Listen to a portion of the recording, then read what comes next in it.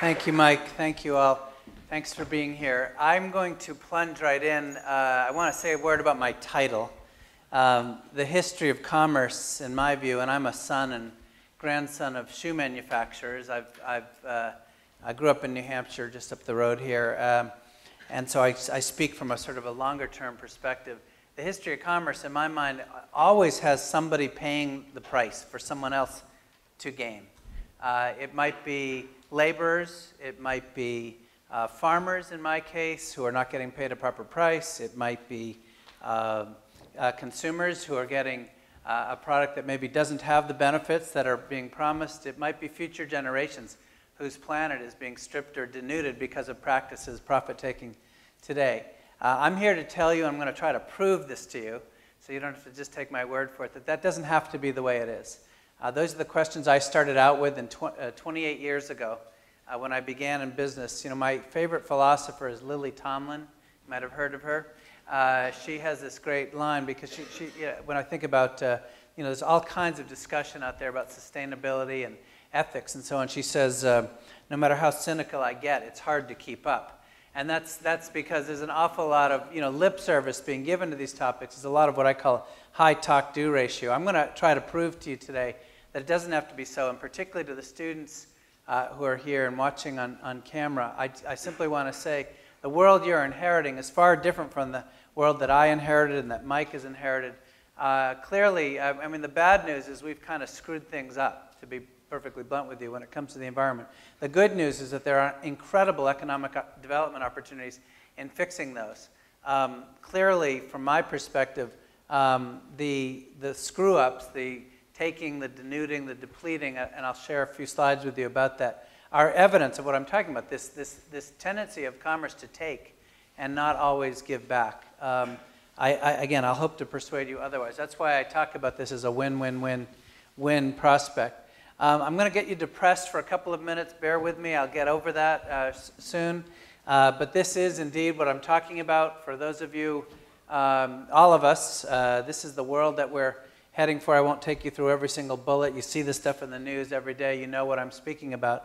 And indeed, the trends are serious.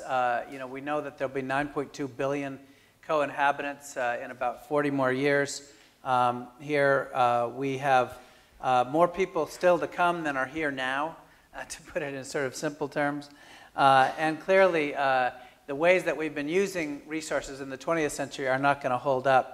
Our overdependence on fossil fuels and these other trends here are certainly known. Again, to all of you, you may or may not understand or have seen exposure to these bottom two. Trust me when I tell you that we're depleting species at very, very rapid rates. It's thought to be one about every 45 seconds. There are hundreds of thousands of species out there that we haven't even become acquainted with yet, and yet they're, because of toxification or depletion of natural resources, they're disappearing even before we've been out on our first date. Pollinator decline is a very, very serious issue.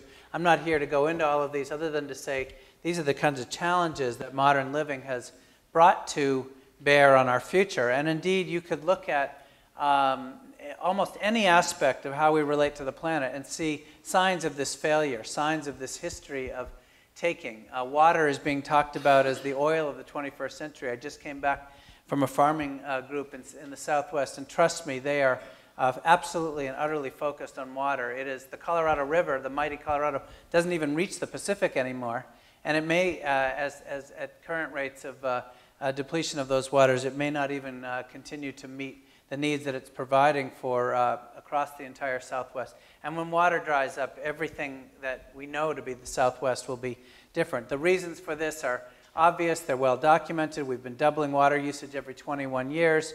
We've had a six-fold increase in the last 111 years in water use.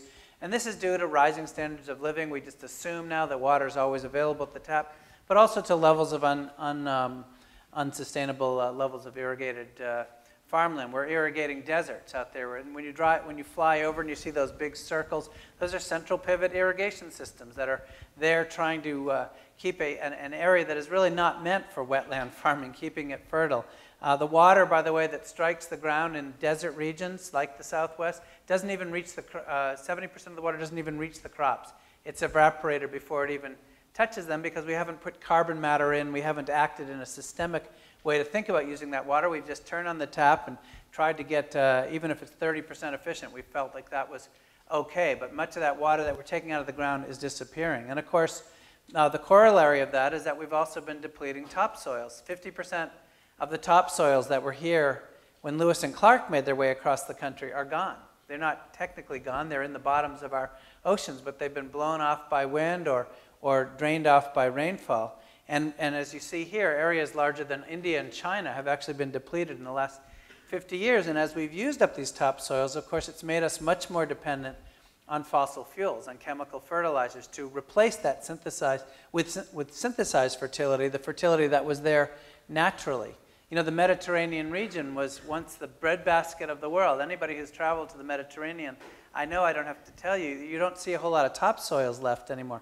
But the Fertile Crescent, as it was known, was exactly that. It was many, many feet deep, many, many meters deep of rich, fertile topsoils. But in our sort of underdeveloped, immature way of relating to the world, we've never really thought about those resources as something that we need to protect. We've used them, we've taken nutrients up, we've grown food, we don't put down anti-erosive measures, and the net result is that we lose them. And in fact, a case could be made that we're certainly not the only culture in history who's used up our topsoils. A case can be made that many of the historic cultures, Egypt, Rome, Mesopotamia, have all risen and fallen on the strength of having vital topsoils. That is, when they lose their fertility, they lose their strength. They have to go out farther and farther for their food to bring it in. That makes them vulnerable to raiding tribes and so on and so forth.